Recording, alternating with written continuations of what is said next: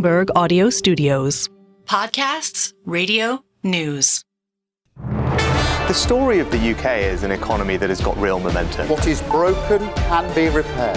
What is ruined can be rebuilt. UK inflation is becoming much more homegrown. We have huge potential as an economy in the UK. This is a time to tell Israel there is a path to peace. Our plan for the British economy is working, but the work is not done. Hello, you're listening to Bloomberg UK Politics. I'm Caroline Hepker. And I'm Stephen Carroll. Welcome to the programme. If I'm learned anything from doing this programme is that I should stop trying to guess in advance what we're going to be talking about. Because if I had guessed for this week, I thought we'd be talking about by-elections. I thought we'd be talking about the state of the UK economy. There's a load of data. We will be getting into that a little bit later on as well. Or perhaps we were going to be talking about Rishi Sunak's tax declarations released on Friday, disclosing income and capital gains of £2.23 million for the last fiscal year. But no, instead it's something completely different. Yeah, of course. It is the former President Donald Trump. Of course. I mean, who else is going to sweep aside all of those domestic issues? He's only running to be the Republican candidate for the election, which isn't even until November. But his comments are tilting politics around the world regardless. Over the weekend, he weighed in on NATO again and his bombastic view of how he dealt with European leaders back when he was president. Have a listen to what he said. One of the presidents of a big country stood up and said, well, sir, if we don't pay and we're attacked by Russia, will you protect us? I said, you didn't pay? You're delinquent? He said, yes, let's say that happened. No, I would not protect you. In fact, I would encourage them to do whatever the hell they want. You got to pay. Well, that was Donald Trump speaking at a campaign rally in South Carolina. So, that was a huge statement in terms of his view on Russia and Vladimir Putin, but also saying that one of the European leaders had called him sir raised some eyebrows. He might not be in the White House yet, but Trump's provocation drew, an angry rebuke from the White House, from President Biden, and also rebuttals from European officials who remember NATO summits somewhat differently. Yeah, exactly. And interesting to see the Bloomberg reporting on the subject saying that they don't have the same recollections about those particular comments being made, but they're also coming at not a good time, really, because we're still obviously talking about Russia's war in Ukraine ongoing. There's, of course, the unrest in the Middle East as well. In other parts of the world, we're looking at things like the recent elections in Taiwan, for example. It's a precarious time in the world to be making statements like this about alliances, the strength of alliances, defence spending. And this is something that actually our colleague from Bloomberg Opinion, Niall Ferguson, has been writing about, the possibility of another world war. Yeah, this, to me, was a spine-tingling story, frankly. Of course, in the last few weeks, we've seen a growing number of people talking about the risks. I mean, our own Defence Secretary talking about us moving into a pre-war world. But what Niall wrote about just frankly had me up last night. He framed it this way, that novelists and filmmakers have shown how an alternative history, so one in which victorious nations are actually defeated, and what that defeat would look like and feel like and sort of smell like as a kind of cautionary tale. He says that might be true for, let's say, the UK. Lots of stories about what happened, what might have been had the Nazis taken over the UK. But that is a narrative that is missing in the US, and that he sees that very much as the complacency that the United States is mired in. And look, something that the rest of the world has to pay attention to. This is central to this point around NATO and the strength of that alliance, because there is, this question of how much Europe does rely on the United States for its defence, a question that's all the more in focus because of the various conflicts in the world as well. Now, those comments from Donald Trump making waves in Westminster as well. Let's take a listen to what the former Defence Secretary Tobias Elwood had to say about it. It's arguably the most irresponsible comment any former president has made on international security, to encourage an adversary that's already taking chunks out of Eastern Europe to then encourage them to invade a NATO ally. So that was the Conservative MP Tobias Elwood. Well, joining us now to discuss how Donald Trump might and potentially already is impacting UK foreign policy is Evie Aspinall, who's director of the think tank, the British Foreign Policy Group. Evie, great to have you back with us on the programme. So the international community's really had their feathers ruffled by both these comments around NATO and defence spending, but also the potential of a second Trump presidency, how should the UK be thinking about the prospects of Donald Trump back in the White House? I think for a long time, the UK, understandably, didn't want to foreshadow what was going to happen, didn't want to predict, and didn't want to sort of say anything that might alienate a future Trump president. I think the reality is that we're now at the point where the UK has to plan strategically. It won't be saying that much outwardly on a lot of this stuff, especially not from, say, Rishi Sunak. But behind the scenes, there'll be lots of planning for what a Trump president could look like. I think the challenge is that it's really hard to predict. I mean, obviously, he's not won it yet. There's still a long way to go. But the challenge is that he really could go in any direction. That's what we saw the first time around with Trump, is that you never know what he will do. And I think that's the scariest thing. OK. Meanwhile, the current Defence Secretary pretty much echoed what Trump was saying, in the sense that everybody must live up to their obligations, the NATO members, that is, and that they should be, putting their best efforts into meeting the aim, the ambition of 2% of GDP towards defence spending. So in some ways, am I wrong to be surprised at how swiftly the Defence Secretary essentially said exactly what Trump was saying?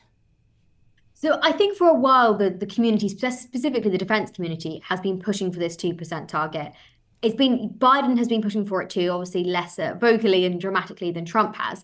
There's long been pressure on European partners to reach this 2% number and increase spending on defence. And I think there's a recognition actually in the UK and in many European countries as well, that that's actually really important, that that we are meeting that threshold. One, to appease the United States, but also with an ongoing war in Ukraine, European security is more important than ever. So I think that's kind of what's underlying a lot of that messaging. And also there is just still this concern, I think, in the UK about alienating Trump before he becomes president. Strategically, they're going to want to say things that are not, we love Trump, but are, appeasing him enough that we're not alienating him before he's even in office. So I think that's probably driving the kind of similarities in messaging at the moment. OK, but then the UK has long been one of the larger sort of defence spending players within Europe. And still for us, 2.5% is the aspiration for defence spending, by GDP metric. And we're a long way from that, really. Yes, there's still a long way to go. And actually, UK defence in recent years, if you hear anything kind of coming out of the military at the moment, there's a lot of concerns, particularly as a result of events in Ukraine and our support for Ukraine. UK defence supplies are severely depleted, and actually we're not ready at all for any form of conflict. Now, hopefully that's not on the horizon, but we are still a long way from spending 2.5% and a still long way from being ready for if such a conflict, if it emerged. Evie, you mentioned some of the, I suppose, more unpredictable natures that we had of the Trump presidency versus perhaps Joe Biden, certainly in some of the commentary that he makes. Does that mean that any British Prime Minister, as we don't necessarily know who it's going to be at the time that the presidency changes, would be better prepared for a Trump presidency? Did we learn enough from the last one to know how to navigate it? I think what we learned from the last one is that we've got to pick your battles. We've got to, and we will have to be sit quiet on issues that we really don't want to sit quiet about in order to maintain and protect that long-term relationship. I think that's a much more difficult stance for Starmer to take than Sunak to take, not least because a lot of Labour foreign policy is hinged on protection of human rights and values. And actually, if you hear a lot of what Trump is saying, there's genuine concerns, particularly, for example, on the Mexican border, of what that could do for human rights within the US, or his willingness to defend human rights internationally. That's a much more challenging relationship for Starmer to navigate. And also, Starmer's put a lot into investing relationships with the Democrats in the US. Him and Biden are having conversations. You see a lot of kind of bilateral relationships happening between the Democrats and the Labour Party, and that's going to not sit well with a Donald Trump presidency. Is the Biden administration a lame duck administration then now? And do you think that we're going to see now increased influence from President Trump, former President Trump, even though he has not won the next election and hasn't even been selected as the Republican candidate necessarily, the final seal's not been given, as it were. But is he going to now dominate conversations around foreign policy for the next few months?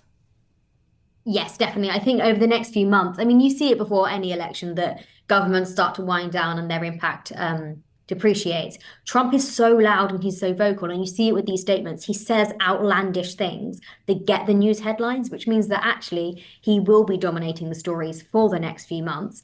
And often the most vocal he is on foreign policy, because actually that's what really riles people up on a lot of the stuff. When you talk about migration, particularly, you talk about war, that's when people get angry. And Trump knows this, he will play to that. And the next few months, he'll be talking very, very vocally about these issues.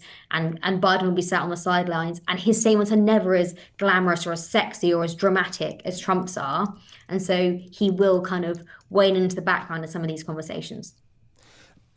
Does this mean that we may see a much less ambitious foreign policy from the Labour Party in the run-up to the election? Perhaps, as you say, if they're keeping quiet on certain issues because they're concerned about Donald Trump, does it take foreign policy to an extent out of the election campaign? I think in many ways it will actually do the opposite. I think it will be more vocal than ever, because I think people will be very concerned about a Trump presidency. And if you do go out and talk to people in the streets, you hear a lot of concern about what Donald Trump would look like for the UK. And I mean, Donald Trump isn't popular with really any particular segment of the UK, really. What I think it will do for Labour is push them closer to Europe. We've already seen lots coming out from them about a UK-EU defence security pact. Those sorts of conversations, I think, will be amplified, because suddenly it's much more important that we're working with our European partners to counter some of those challenges that are being created by Trump going off and doing whatever he decides to do. Just lastly, the UK has been at the forefront in terms of supporting Ukraine. How do you think Ukraine ends in terms of the war if there is a Trump presidency? How does it affect the UK? I think that's the really scary question. I think the reality is that, and he's talked a lot about doing it immediately and all of this, and a lot of it will be talk, but the reality is that Trump will pull back from support from Ukraine.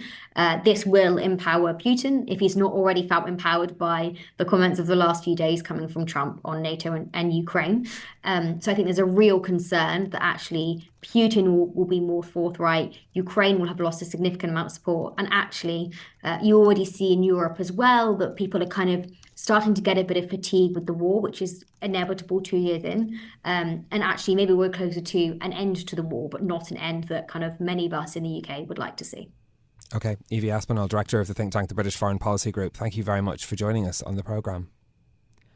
Well, the UK isn't the only NATO member that has been reacting to this weekend's comments by Donald Trump. We've been discussing the reaction really across Europe with Bloomberg's EMEA news director, Roaslind Mathieson, talking to her about the reaction. Have a listen.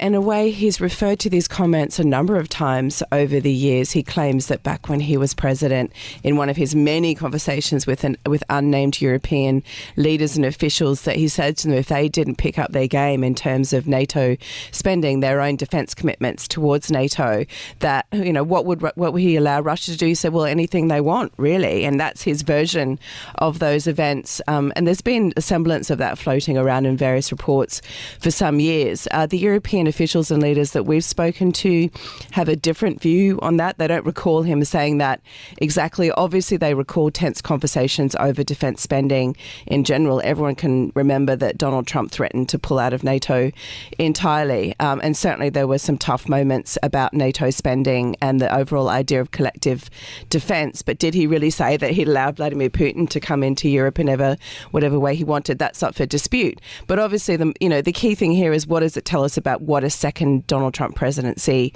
might look like? Is this in the ether again because he's likely to be the Republican nominee for president? And the comments brought condemnation from Biden, from other European allies, but there are Republicans who support Donald Trump in these positions.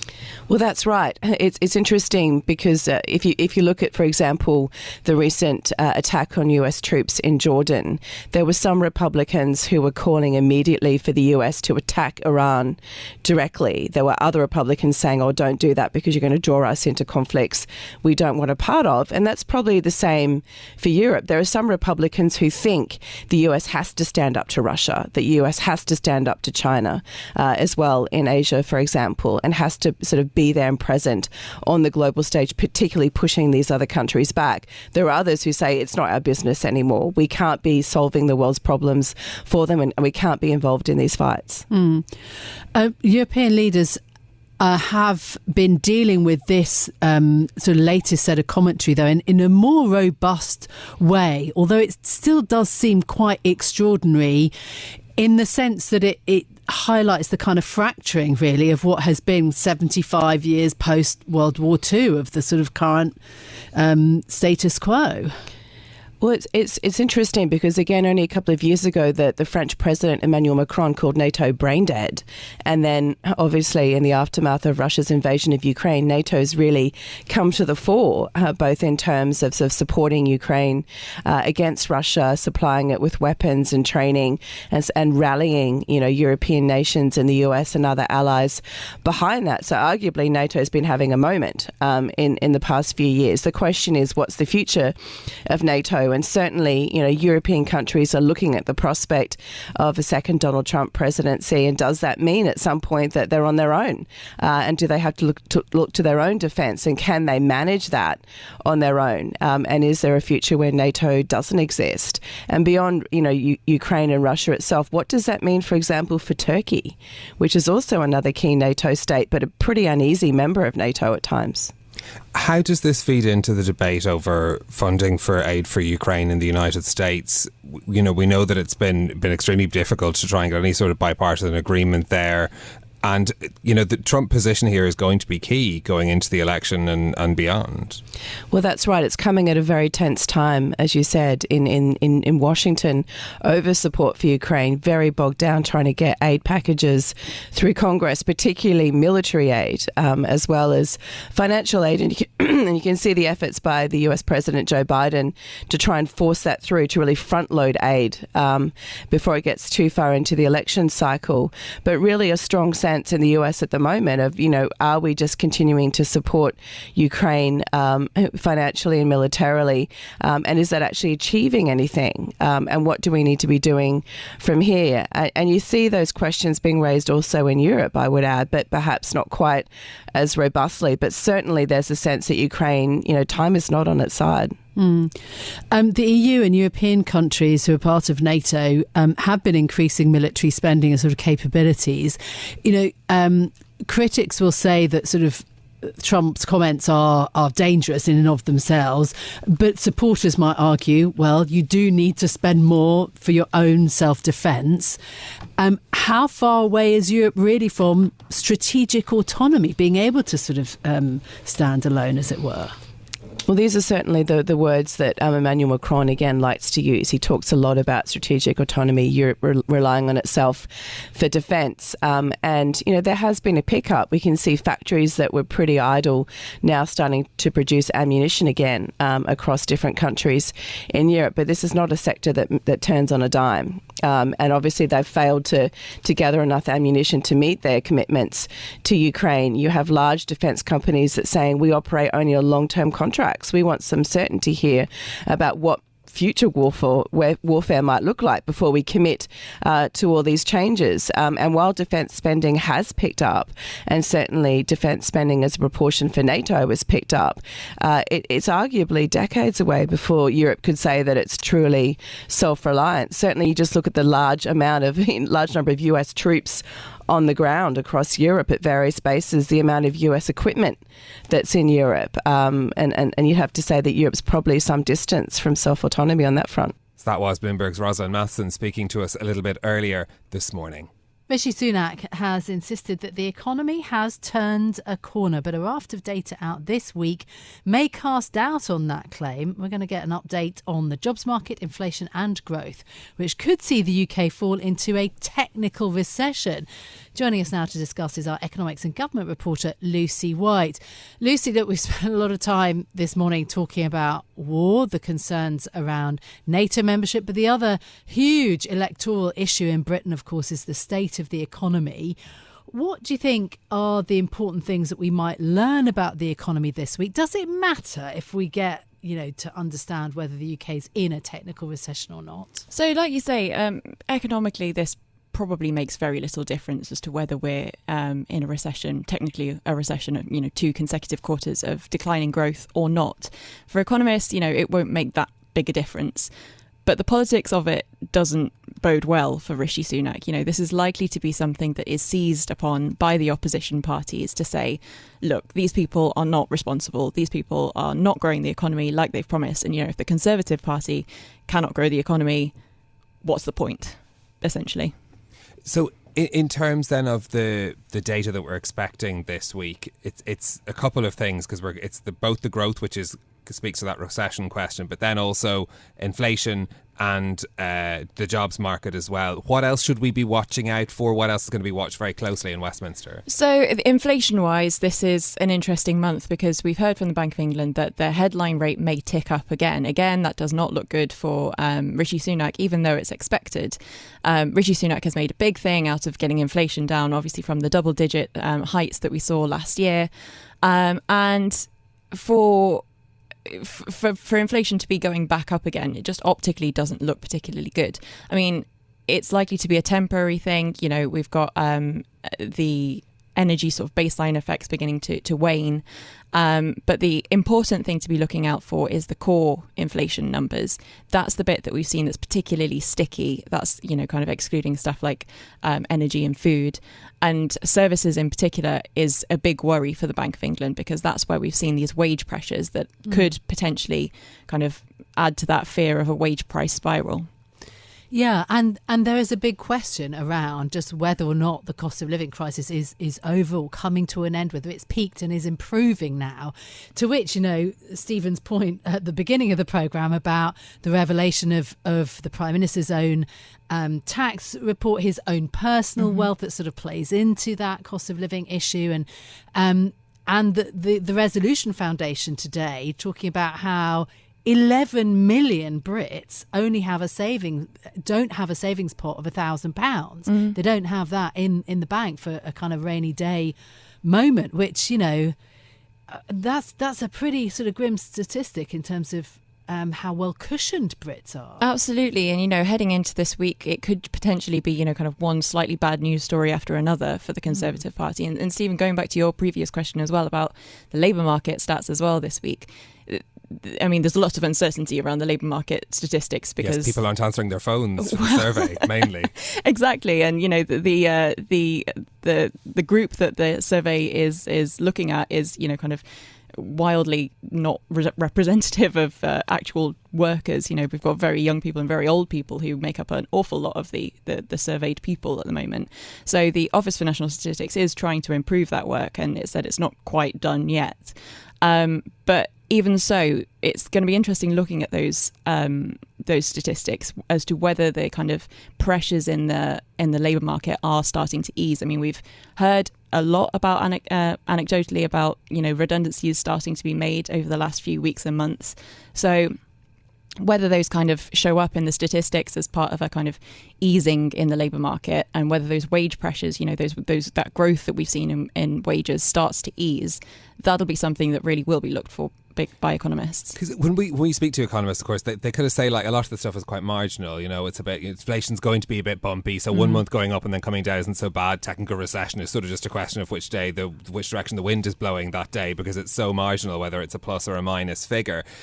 The question, I suppose, about how the political parties choose to play it then is also a bit risky, because a good news message this month could be a terrible news message next month. Exactly, but politically I think you can get away with it a bit more. It's like the electorate doesn't necessarily remember from 1 month to the next, how inflation figures were played out. Exactly. And how things were played out the month before. So, but it's that kind of impression that sticks in people's minds if, the cost of living's been terrible for us over the past year, and even if it does start to improve over the next year, it's that kind of overriding feeling of I'm worse off than I was before, and this is the political party that has been in power during that time, even if a lot of it was to do with stuff like the war in Ukraine adding to energy prices and the aftermath of the COVID pandemic adding to wage pressures. But it's just that kind of overriding feeling that sticks in people's heads. Yeah, and it's one thing for economists and the Bank of England to welcome a kind of cooling in the labour market in the UK, but if it means that more people are unemployed, then that cost of living squeeze becomes, really very, very acute if more people then lose their job. Anyway, we shall see what all of the data shows us then for this week. Lucy, thank you so much for being with us. Lucy White is our economics and government reporter. So tomorrow we'll be getting some data on the labour market. The inflation numbers then come on Wednesday, and the week will be rounded off with potentially good or bad news for the UK economy when we get those latest GDP figures on Friday as well. So we'll be watching very closely to see how the politicians choose to react, who claims credit for what, who blames what for whom. It'll be a very interesting week to see how those numbers play out in Westminster as well. Well, that's it from us for today. If you like the programme, don't forget to subscribe and give it 5 stars so other people can find it on Apple Podcasts, Spotify or wherever you listen. This episode was produced by Tiwa Adebayo and our audio engineer was Max Green. I'm Caroline Hepker. And I'm Stephen Carroll. We'll be back with more tomorrow. This is Bloomberg. Bloomberg UK Politics. Listen weekdays at noon on DAB Digital Radio in London.